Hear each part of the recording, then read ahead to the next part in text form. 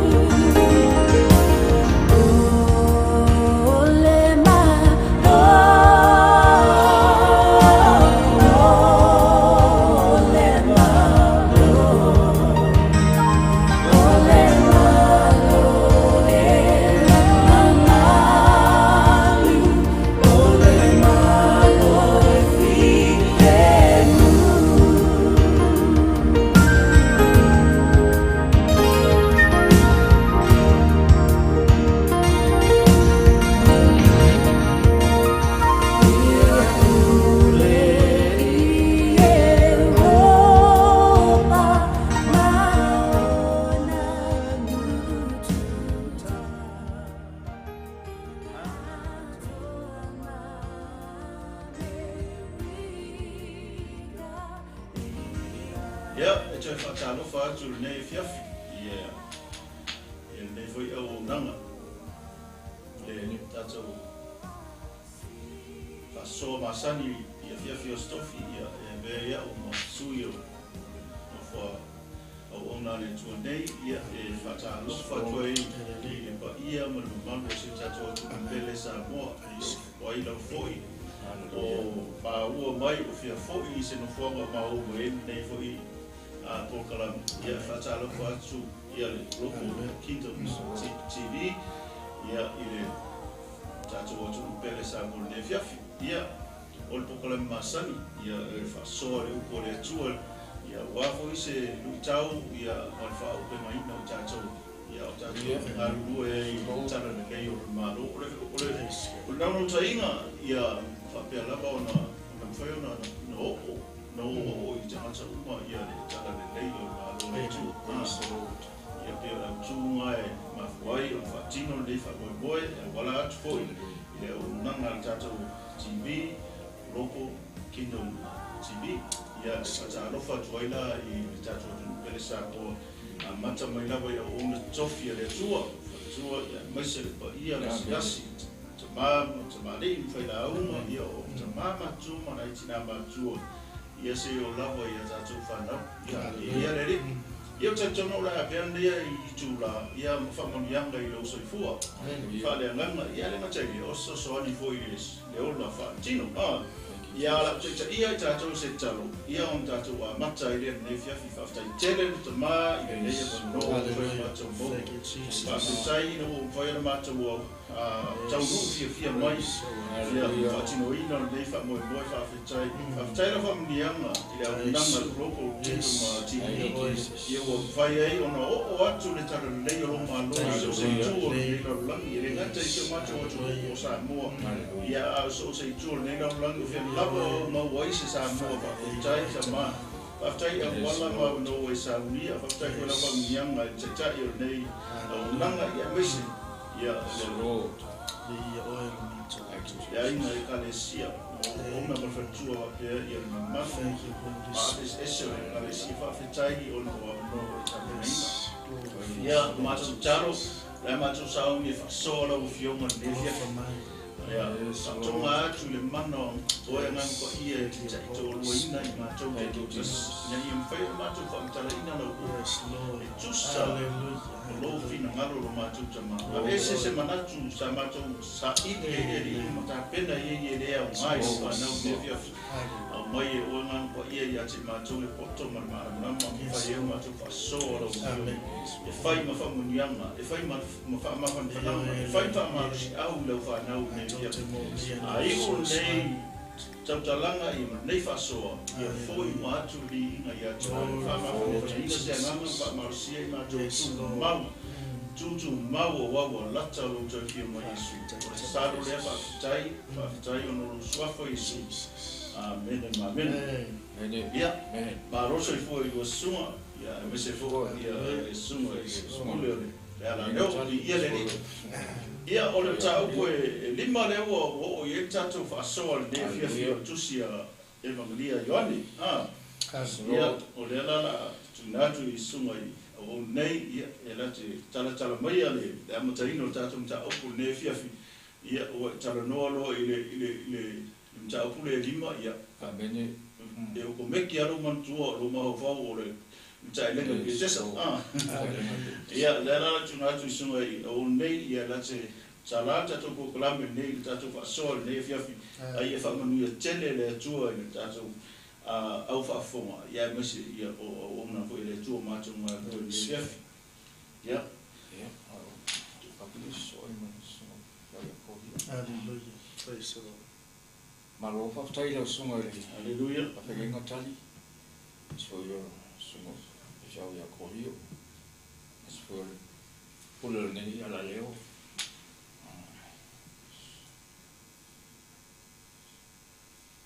whaftai mo lea no mwhai iona tātou o mai wha wau pēo na tala le whia o le malo le tua e pēo na ere nei e fiafi o te rore au tūle i mtaupule e lima o nisi o wāwenga na whai e Yesu po o nisi fo i wāenga ua e tele mano na ano noa i mea na whai e Yesu o wāwenga na whai e Yesu ia a o tātou iei mtaupune o le Ioane Maria o le whai pura mo boa se whangata mai whai poe e a fo e lima, pangata mo le lima e whai an tātou whai tau mai e whamole vai e mea o na o le i tau saminga o Iutaia mariua e Yesu i Jerusalema o Jerusalema le taelenga o e lata i le whaitoa o mamoe o Petesa lona i ngoa i le upo e Peru lima o na whaparonga sa tau i tangata e to tele o e mai e tau aso o e pipili ma e mai tino vale whatatari ai ngai po mai o wā o i le aso wa mifo ai le angeru i taelenga whanga e pule wai i le ua mua ifo ina o e pule wai o malo ro ai o ia i nona mai ai ia sai ai fo i le tasi tangata na mai i tau sanga i tolu na fulu malewalu ua silsilatu Yesu ia te ia o ta oto ua sila fia fo i ua lona ia te ia le mai ua fetala i atu ai ia te ia e te fia mātaro ea Mr. Lord mai o leo a ngai mai Yesu i Iutaia ai e whetau i le tau nu mai o lo whai ale tau sabinga a Iutaia o ila le nga sa wo Yesu tau mai i fa pa longa le petes o ro ta ti ai tanga mama ele tasi se mai tele mai au mai tele mai ronda vinga la ta mai i ta to o mana bia tanga mama i nei se fa malo longa Yesu i la to ale foi la ta otro i male tanga mai nei ta tos fu sanga tos fu valu sanga o ta o le vo tele na ta otro le nei tanga mai i ai ai am se e fai i senga ben ai mana tu fo i tato ele tato te le fa mo i le stanga ta fai se va venga ia tait e te tau ona o ta mingoi make an action because actions speak louder than words ka le mingoi ka fai se mea ele tupu se va venga pe on venga le va ai tu ai o leva te lena ta oto tangata mai nei i petes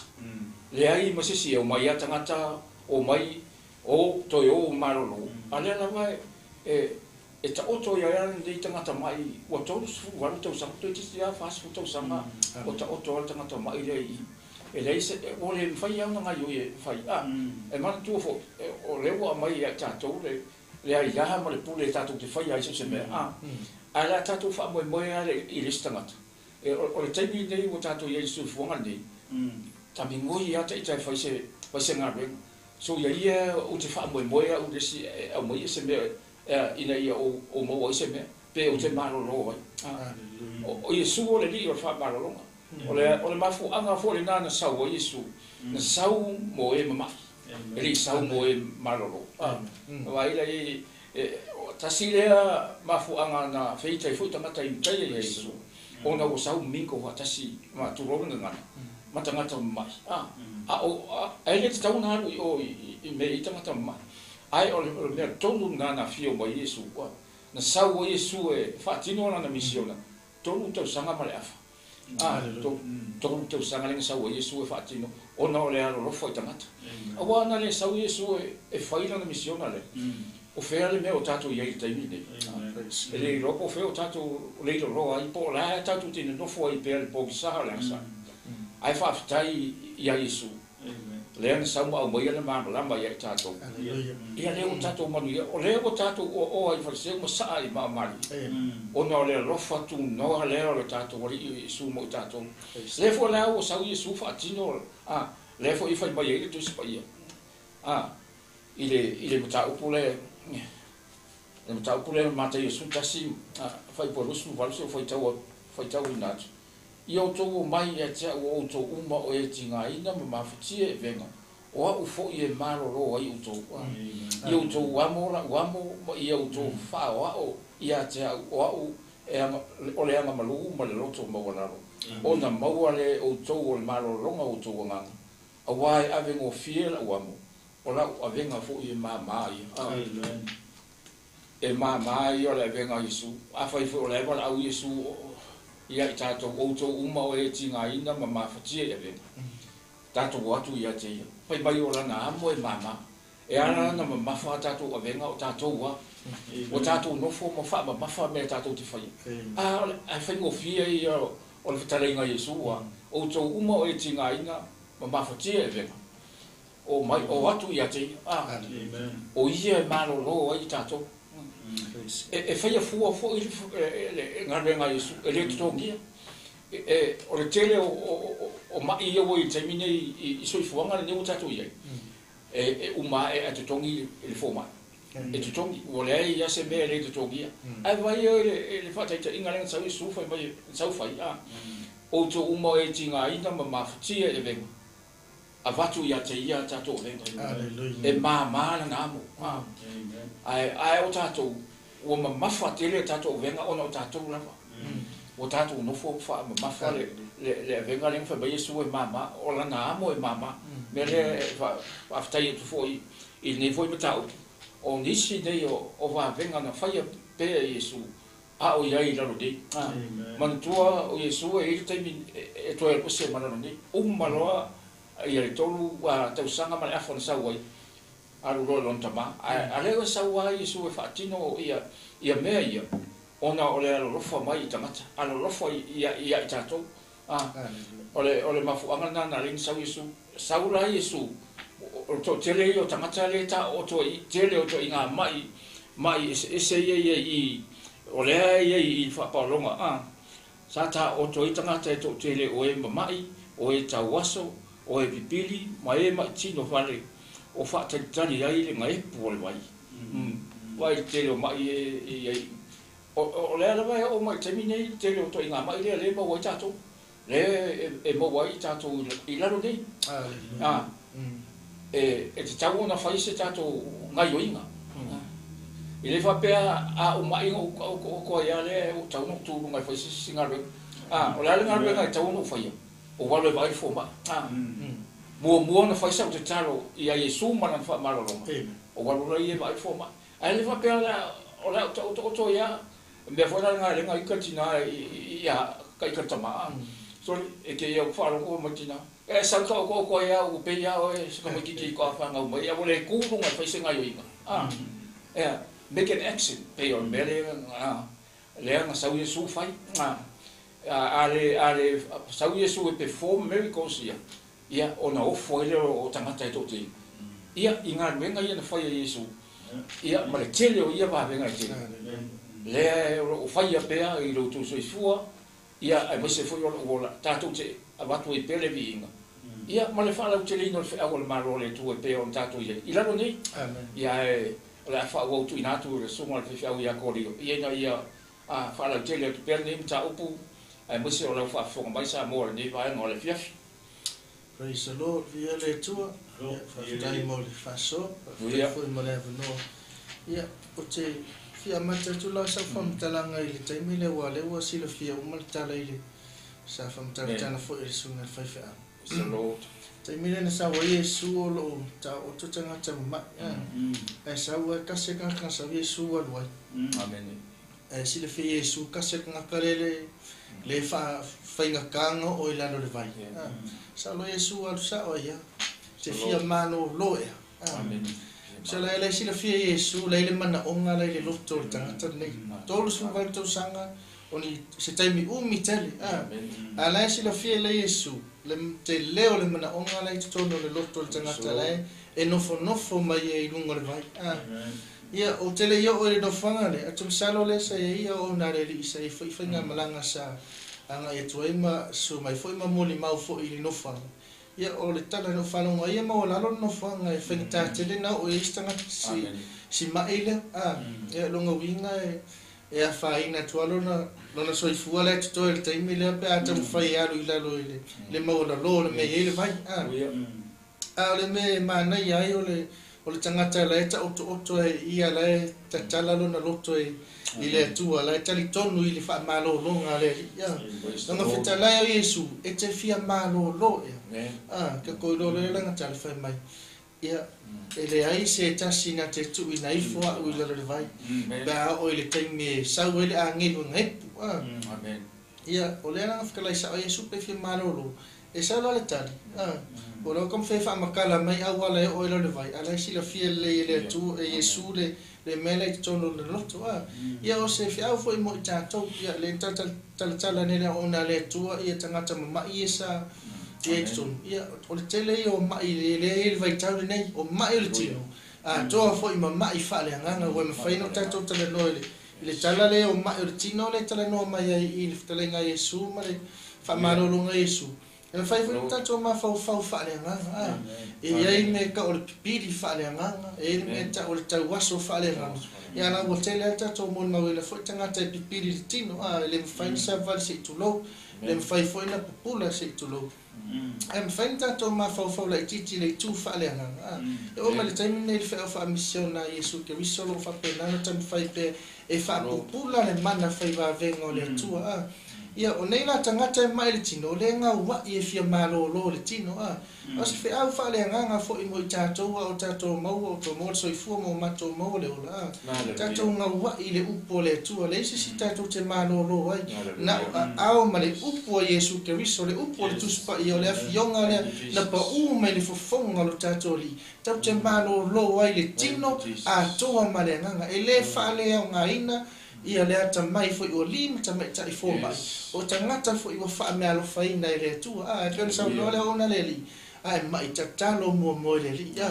ona e ia lo le fa le mai ia e sa fo mai ala o fe afio ai le li e fa ta no la fa maro lo ngai me o mai fina ngalo ai ale upo le tu le tele no le afia fere nei o le upo na pa u me le fofongo Yesu Keristo le li i mo lo tatu fa ona e o mana te tatu le taimi nei o le tu mau pe le mano le upu le la fitala ai Yesu le tangata le lu mal ta le no pe te sai fia malo lo e o fela taimi nei ava pe e mai mo mai le afia fere nei le ai pele sa mo mal fa na wole tu o fa pena na e fia mau le fa malo lo ngali tino al fa malo lo nga fa le pa ia tu le mana la vale Yesu Keristo mai le amatanga se o me le afia fere nei e le o suia e le liua e le liua lava e tu mau e o le fa vau pa ia tu le fa malo lo nga le tu ia tu oia la fa ni me fa pena na pi o tau pongi sai lo va ai le tu wa tau le tau o leo su fa i tatou le e meo le lalangi nei ai pa ia tu le mana o le ali ma fa mala malama o fonga fa le ngana wa tatou te le o tau matangata wa mata na sau le lalangi ma o sau fo yo yelo na marosi a wa pu o lo na time time nei pa ia tu le mana o le ali fa mala malama o fonga ia mo matou fo i mala mata fa le ngana ina ia malo lo le ngata ina malo lo ina le tino ai siri na malo lo ina le ngana ia le tu e foi le pili ata no foi pili a tele ngata o no fo ia le mela o sai tia ele i meo le nei o langa o le faina ale system pore o le o langa fa manuina o le tu ale mana yo lo talen o lo va ai mai fa tua ia Yesu ma le upo le ri e te malo lo ai e ke mau ai si awala le e koe fa maka ila o penu mai tu dunga mai savali amen pa ia to le mana o Yesu te viso fa malo lo ia to ia fa nga ina stanga te tele me alo fa na ave ile ri a pe wa ve le tele o me tu por so i fom le ola na pa wa no fa ro i o pipili e ale metas ai le fa tali Yesu mo oi le feta lai le upo le e te fia malo lo e a fai wa e fo i tua wa e no fo wa e mai tangata feta lai Yesu ti ngata le na mai tolu su valto sang e lo pena fko lua so pe ko lu va ya so ngai fo i ku angala e ngofo ia i ngofo ngara ale feta lai le tu te fia malo lo e ai fa tu le upo le ke lo ki ku lai mai e fau e le tu fau e Yesu si dia tu ngai lo me ngai amen a o te no fo ia ai te malo lo le swafo Yesu Keristo fa nga o le tino to fa nga o le nga ai le ali le manno le tu ia te oi ai ngole tu le nefia ia ile fa por na su marfa Hallelujah, praise the Lord. Fa mai wo umana fa malo lo Yesu inga fa kula Yesu wo ko fe kau ila Yesu ile te mo to samanga ko fe kau ila Yesu fisilia ko lo Yesu ya ki oi ya awa ki ko ya masala wo e malo lo awangi e ko ya masala ngi ko e sili yaku le anga yo waku ya ki oi ya foi la ngole tu awa tato malo lo fa malo lo ngama fa mani anga e tu ta fiofi no foi na ta mafai ono sa tu mau na family anga leli ora kai me pera fica lenga Yesu kai me ko nga sala ya fio lolo me mo nga ya ile mela ko yo o tu ya oi ya ta tala ya cha e inga fa matala tal ya fa pe o lenga o le tu langa le we fa mnanga le ya o toi fo itu ya le la fitala Yesu e sili ya tu le anga sai mo le la yo o ile le anga le na ya ai ngole tu ia tato o ne lim tato motino e ele fa sal mo tato e ila va na tato ia ile lo fatuno a ele tai e tapu ni a ile lo fatuno le tu lo tato tala no ile mana fa malo lo tato ri fa o ia famia mele tu le fa so ne fia alo ia le ri hallelujah ai ora ba ki fa mai fo le via fia te lengi le ta u mo Amen. Wai moni la fa maun ya ki lo anga se sem lenga ko mo le vai Amen. kasi ala ya so le malo lo fai pele lo ya lo nga su ero mo le fosa ka la se ai vai todo se fu mo le valto sa fa ka pe so ringa mai ngai lo janga cha le ole Yesu le Amen. ole me manga ye te o ile tusi da Ioane o ma ka ko va in sa ko duo o tusi Ioane ole I alu Yesu ile tau sa minga le ua pa se ka mo so fu mo Yesu ole alu Yesu I sa le mo ile pa se ka mo moia pe fo minga le miracles o fai no le fa le wina le vai e fai mo wina ia mo mai foi le sinta po so mo ia ta po fa o taimi o mai sa un Yesu e alu ai ile Jerusalem ma tsa minga le pasika e fai ala va Yesu le fa marolo fo Yesu ile tali o le tamata le ngala ko fai Yesu fa mo le lua inga ia fai no fai ia o I foi la le foi la o tsa nga Yesu Jerusalem o mo le pasika fo tsa minga was ale fo ala ko ai Filo e lora mo sta marole e fo linga mai e se fo le ta o le fo I nga I tato ile mission a Yesu ele nga ole ma o istanga ta o makari leia le o mai o I lalo Jerusalem mo le pasika ole aia o la walo ale le ngo a Yesu la e se ma fo nga ya no pasika ma jol pasika mo nga fa ko ma ko mo le fa I po I kana le fa ko on long kinga e lo ki o I Jerusalem mo pase ai fa me Yesu le ki le o ko ki le ai mo mo ia wa al fa ni pero no o fa tsana ka ko fa ka vo la le tusi a to Ioane o kai mi o ma sa Yesu o le aluma fo Yesu le pase ka I Jerusalem le ngala ko fa ko ila sa ia o le aluma fo I le pase ka Jerusalem le nga la ku fa sa o no ko I pa ro ia ma mo ye ia long sa ko le o fo I ka ko fa pengi le o ka ko le o ai fa mo pengi le ka o I ma ba ai le a ta to ba ai ia e ka ki o nei me o mo ko fa ye Yesu ia ia no ma fo a mo ta to pe fa ma to so le tu o na le tu io sa o le sa o le ia ma fo a ma ko su fu no va ka usanga o ma I ka ka le ai le fiu le su es fo le su e fepele le su e ka va se ai ma ka ko I pe fo linga mai nga o I o ye kan ka so fa Yesu le u fa lo mo le fe bo I ma ngai ke ia nga le ko sa to o mai da lo va nga le fa ba Yesu a le ka singa pe ma ngai o ka le kusa ele ka o mai ma I nga ka le o le ka o ma mai si ma nga le ka o le me ta ta o to so fu mo ai o mai fa po sul fa a ko sa lo Yesu foi sorry o ko yang sala mo no inga pe falling mai la ora se ngasi o uso le o le sala ia ele ia se le yang sala ele se le o mai nga mai o le sala ia ma ia fa ko Yesu ia alu la ia o ko fe nga be nga fe le sala o to yang sala ni ke ko pe on fa ma ia le se ma ngai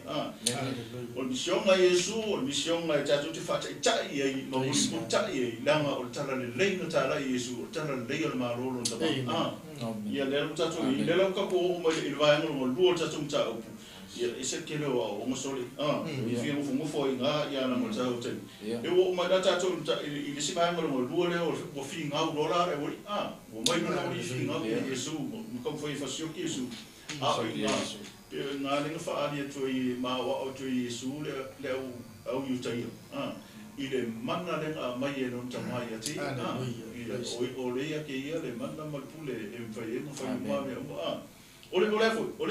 o le si me ma di ila o su e ile ta o le o la o le va e ko mo fa mai ua mawai ia mea ono o le tau sa minga i utaia.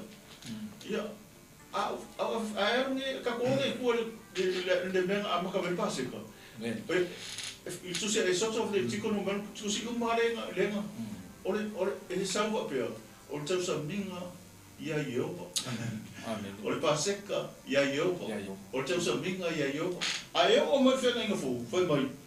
Ole tau sa minga i utaia. Hallelujah. Kusala uma ole fena inga fu a koa, e reo koe mo tau sa minga ia Yehova. O tau sa minga ai utaia. Ole paseka i utaia. Ia pe ole winga ngare o le simpang nga mai ele tua i le nganga le tua o ma fonga o so en tau le. Lo ine foli nga mai. Wa le ko ka o to saminga i utai. Langa le o i ka le paseka le paseka le usa o fai ka ben. Maka mai kana kan leia, lua fai lunga fai kana kan leia, sau i Samaria fa o le inga fa fingi Samaria le ma kwa to i dalo no langa ya le ala o ko foi mai le foi la mantua o le sa mo bo i Jerusalem maling sa fa o le ngai ka ko ni ko jebu ko ya le foi la ko sa le tau sa binga le pasika ya va i ka o ke foi la le tau sa binga le pasika pe o fa tu o le kero ma ka o chau o le ai ya mo le fifia ya Yesu e alu o no o le fina ngalo lo tama le ala la ka ko i le sipa ya nga le fam tala mai foi ma tala no Yesu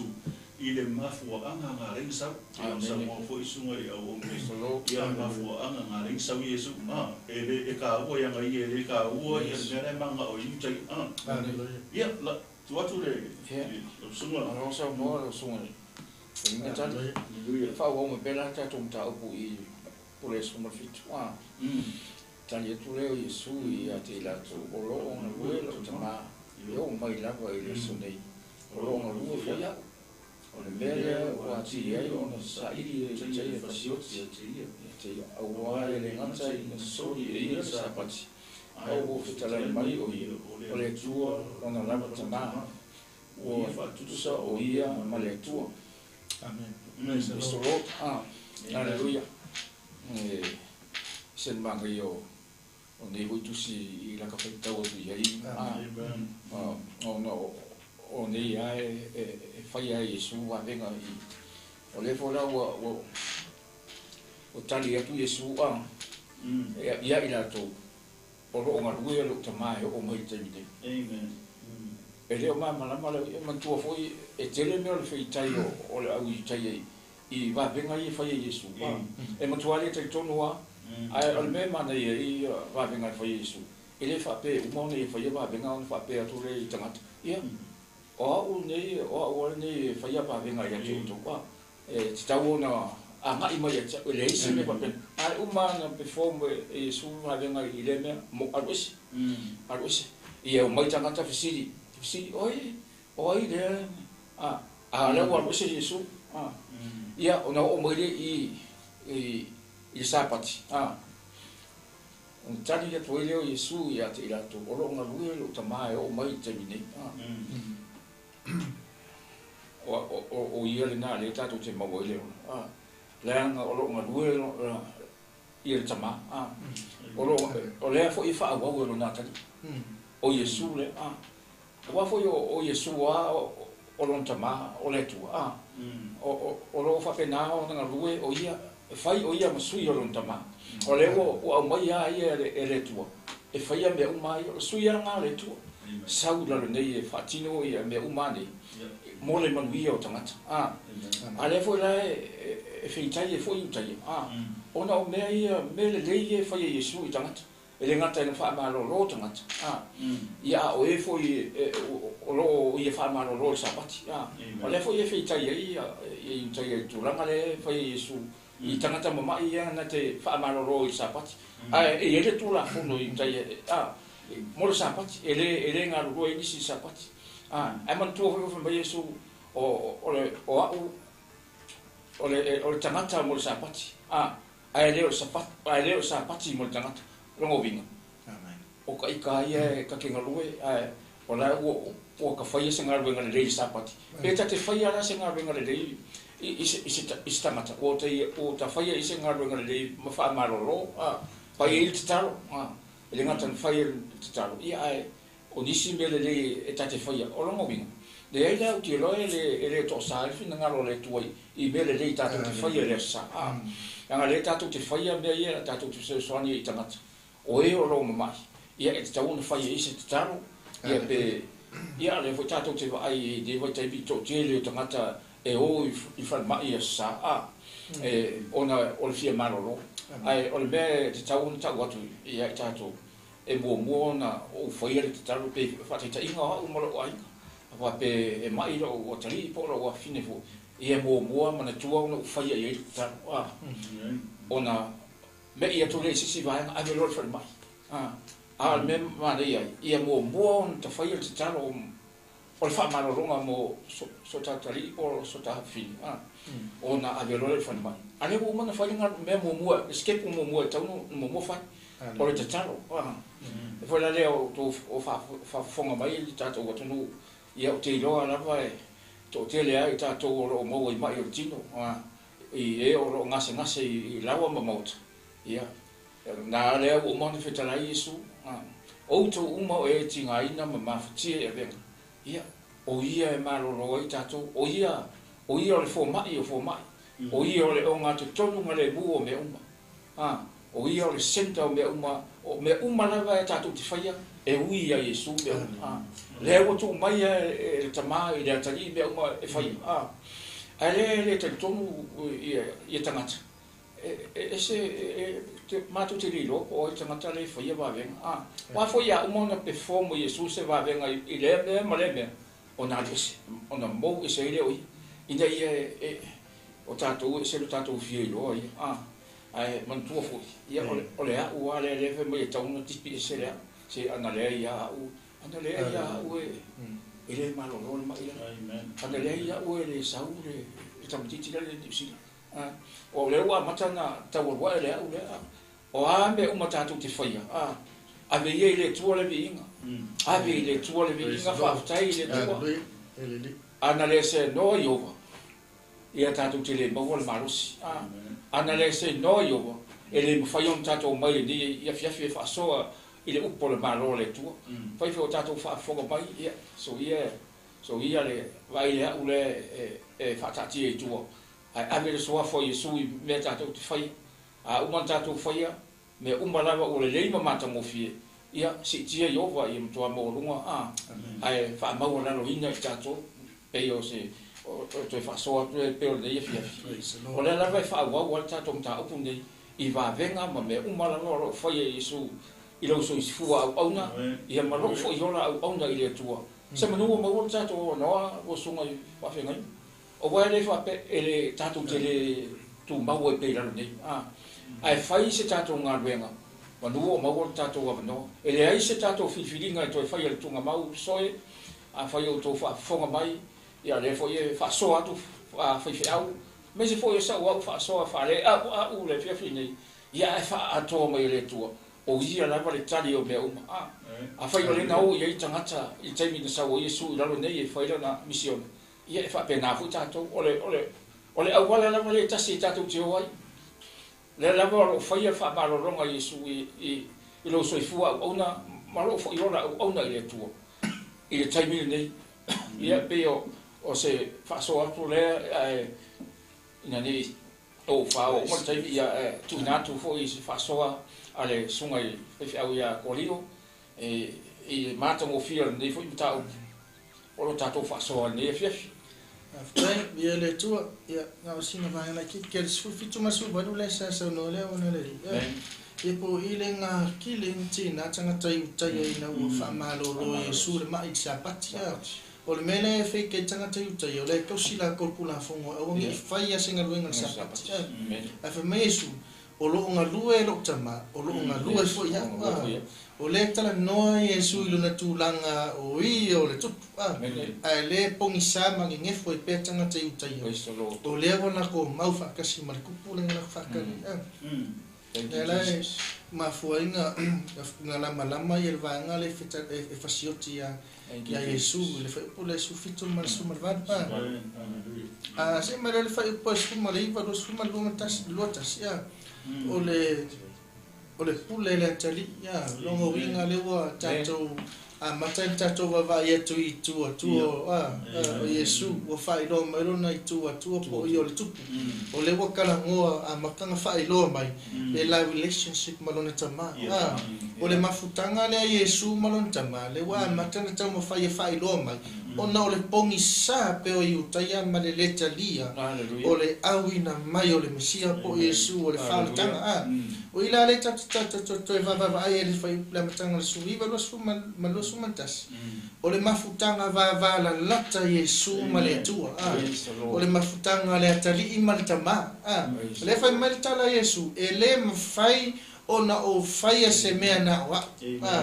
na ole winga tala o le malama le Yesu o ia na wina mai lo na tama o le tato te tam fai tala le fe au le na wina mai Yesu le land e tau ma fai fa ilo atu ilo na nu o le fe au o le malo ia toi foi mai utaia ale aete ena lava utaia ma le talitonu lava ile mesia ma le Yesu le na te mafuta mesu o upu ia te tautalai o te le tautalafua le tautala na wa o le tautala Yesu le failo ia utaia o upu na failo mai lo tamai cha lalo ifola nga fe mai o mea uma fo i loto ia ile atali e failo mai le tamai le atali o ngole mafutanga va la lata a Yesu ma le atua o le si fo ile lo itau o mo tatou sa mo me se le fa na o le tua e tau ia le mafutanga va la lata ma le atua e le mafaina tatou fai tau atu le newspaper po nisi lava tusinga tatou fai tau atu ai fetalai mai ai le atua ai mafaina tatou i loa le fetalai mai o le atua e ala ila na tuspa ia pola na upu o ia tala no ma fa so tai mai ai ma fa i loa mai ati tatou le fina ngalo le atua na hafu ai na fio mai Yesu le lang e fa pe fo ila mo tatou le fa na o le atua e le mafaina malama i tatou le tala le lei ma le fea o le malo le atua ia ke viso le na wina mai pe ala isi tatou mafutanga ma le atua e ala le mafutanga ma le anga pa ia fai tau le tus pa ia tala noa mai le atua le na upu pe na tala noa Yesu ia i utaia ele i sau fua ia ele i tala noa fua o ia o lo tala noa le fea o mai lona tama o mea uma fo i fai loa i lona tama ia te ia o le fai loa me o le mafutanga va la lata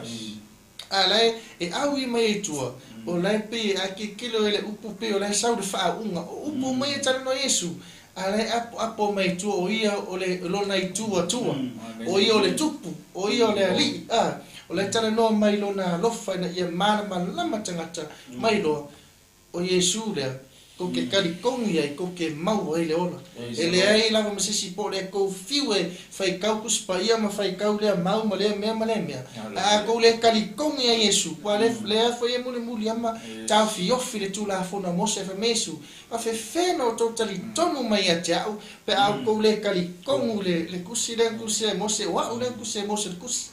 le foi ama Yesu le baptiso nga Ioane le foi nga ami lo va nga ia tangata o fa masingo mo va ai po le nga Ioane le fai o le foi nga sau Ioane ma fia fa nga le ale la sau nga kai o nga le baptiso nga nga kai nga le fe au le o sau ale lava te ena le lava le tali ia aso atu na nei va nga le fiafi Hallelujah. Malo paso. Rolo. Ale tele. Ale tele le. Hallelujah. Va nga le o fa do mai Yesu ia le pule le no ki fa ia me oni. E vai no tama. Ma fu mai la le ia vai o Yesu le tua. Ai nga tuma si tai tele Yesu no tama. Ia e uila o ia fo o le tua ai sa sta o ia le no fa mai o me o ma fa mai o tama sa fai na la nga luelo pa ma le fu e ka fu la ngol ma ga ia fa mai lo sufa le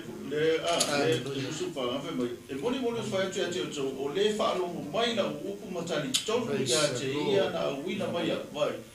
fa si mai Yesu no tama Whaalonga mai ila upu makari kongu i lena au ina mai au. Ua ia te ia lea.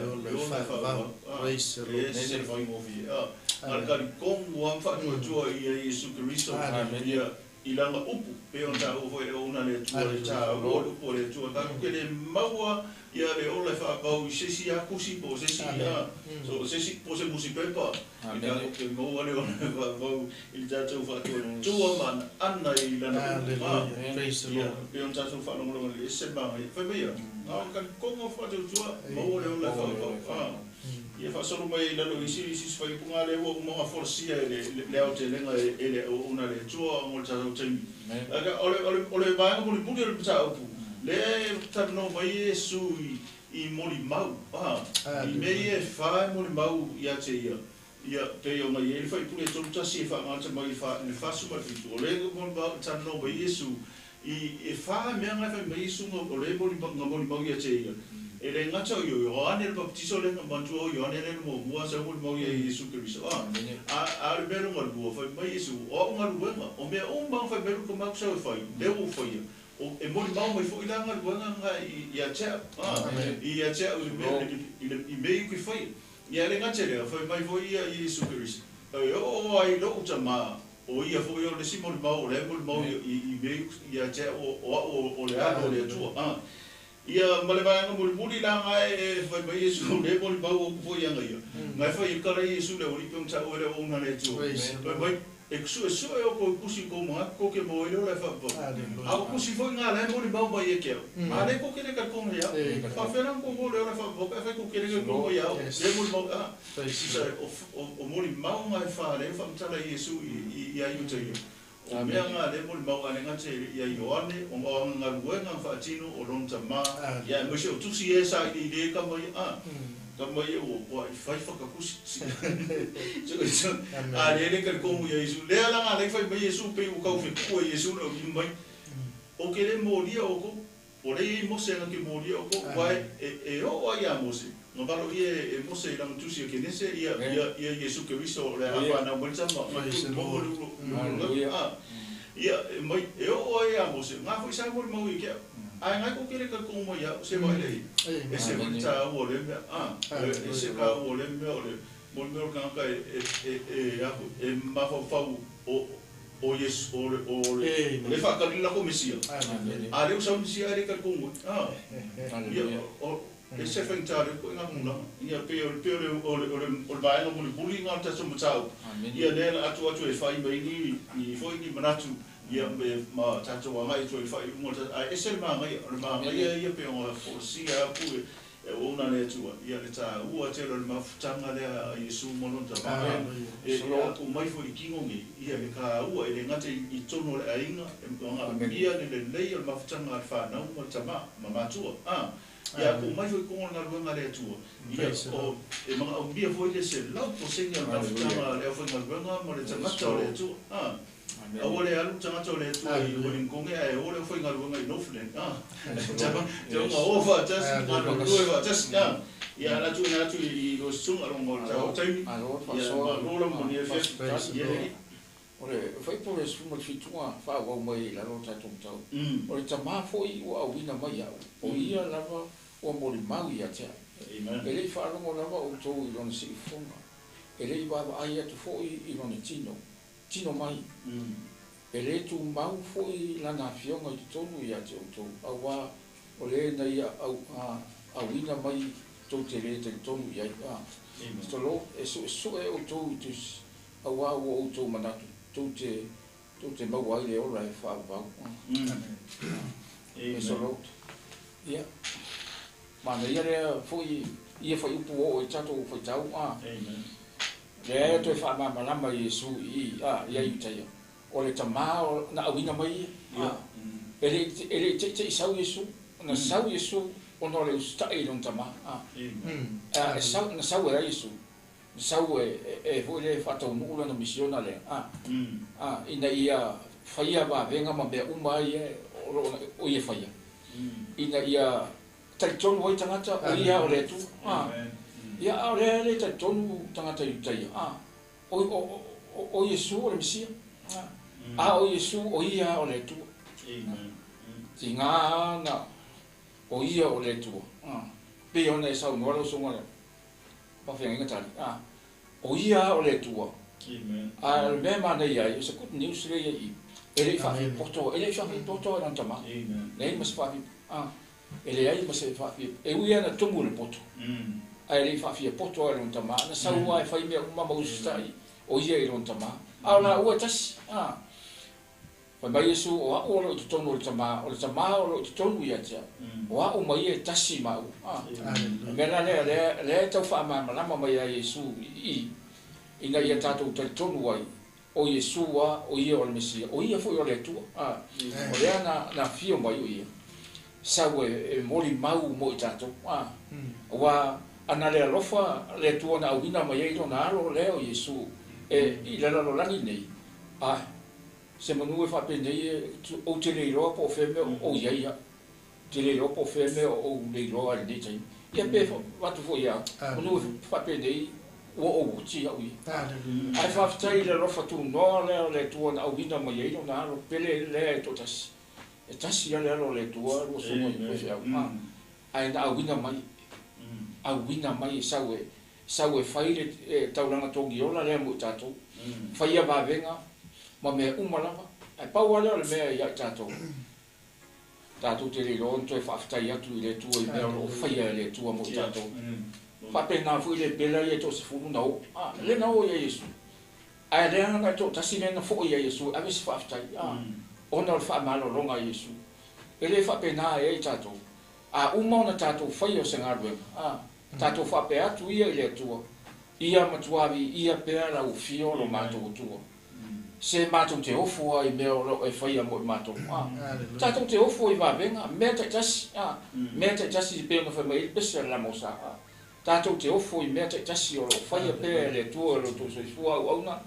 Ia maro fo i ora au auna i le tua. O tātou wa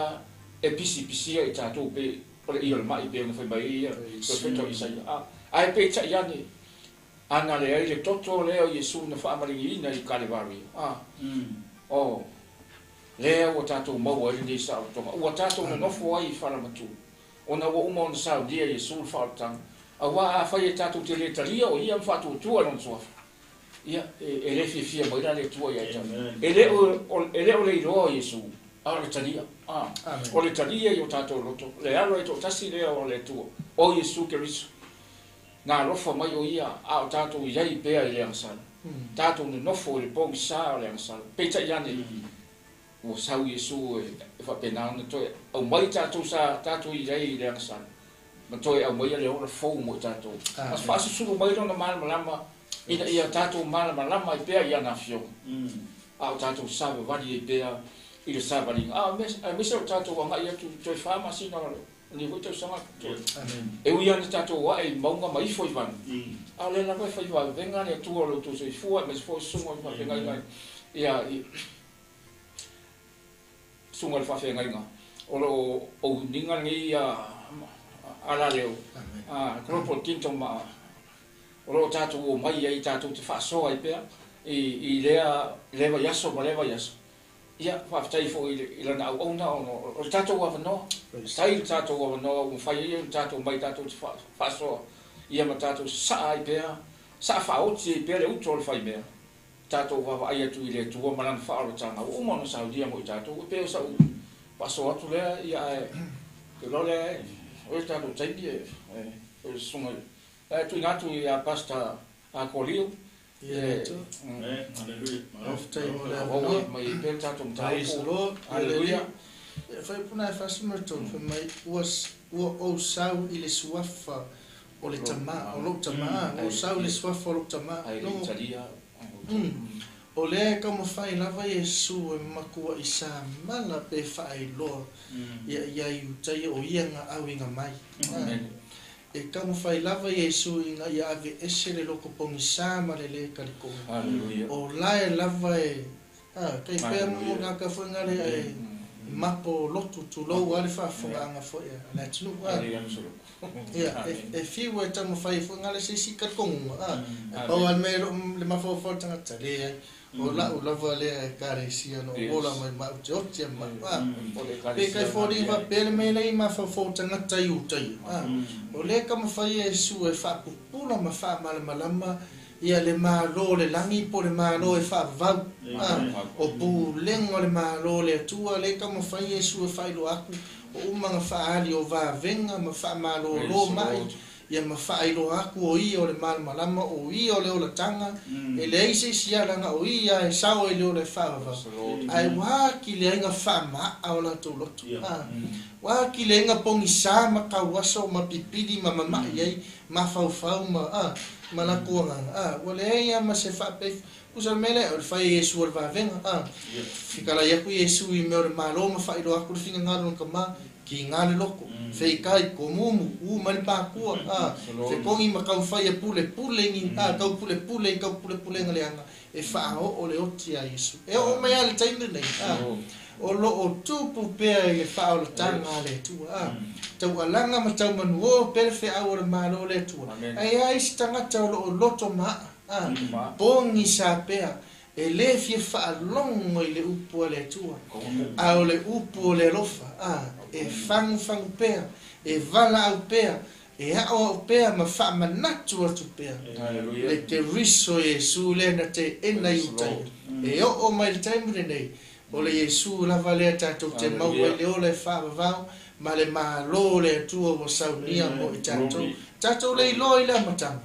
saunia le Yesu le fa o le tanga e toi fa o la ina ai o tatou nganga ma manu malo wina i tatou ma tai atu i lona malo e fa vavau o le malo le tua o e saunia mo i tatou ai pe tolsu malima mai awane o tau manatu o te moria o tau i luma o lo tama o kou ye loto maha amale talitonu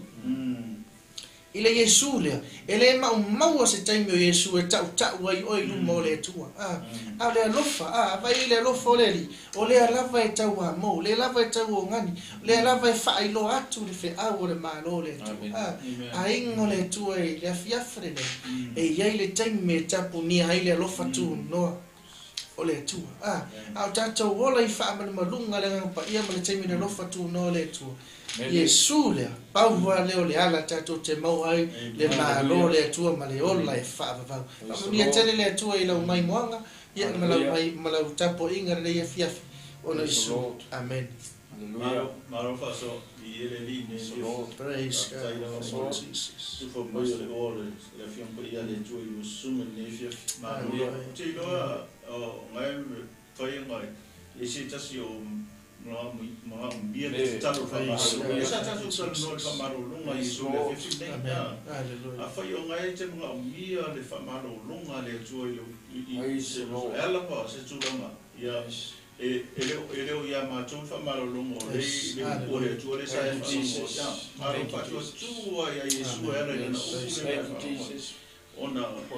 ia le tu sa maro na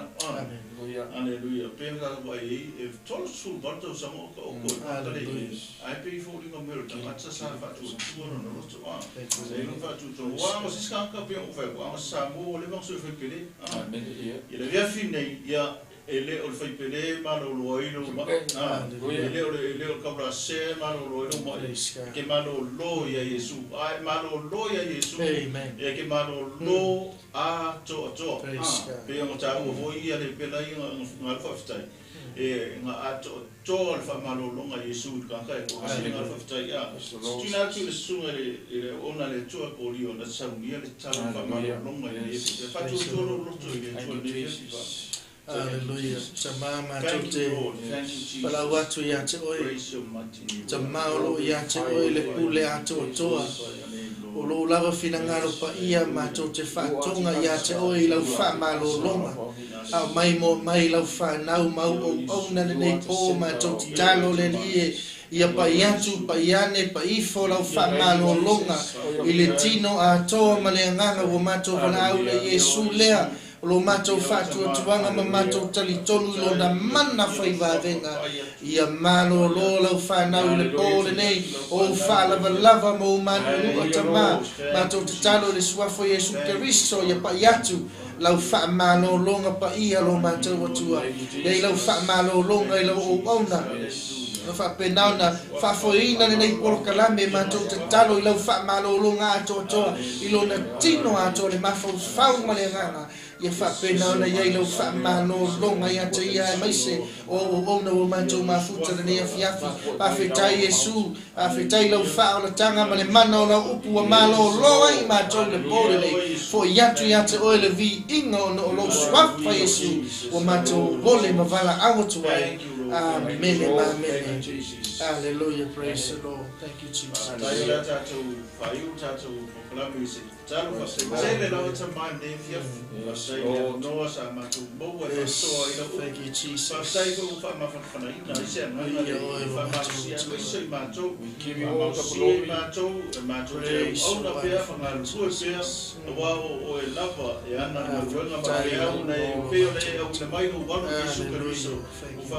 na wina atu matou i Iesu Keriso i le lerolangi whastai i te auru manole nei e le mata i matou nei ia o nisi koe o ona Samoa mua le Iesu ma nisi o roa ngai mai o le tatalo langa lea le ie i anga le leima i e whamanuia i lau whanau i au au ona na kutofi o lo lātou tala ina le tala nei o malo sini na whamunianga le ie i a ngai ma le au nanga ia maua ingi a nganga mo lo malo matou tamai i o matou talo lea Matua na forma nei le o leo hui la whanau ia ia o ona nei na matou pasol nei ia whamangalo fo se upu whamangalo se tala manatu matou tala ai le tusa mo fina ngaro le whamangalo ni matou nei ia fo i matou le ia te oe ona lo suafa Iesu amen ia ia tele nei fiafi Samoa Taimo, God bless, shalom, shalom.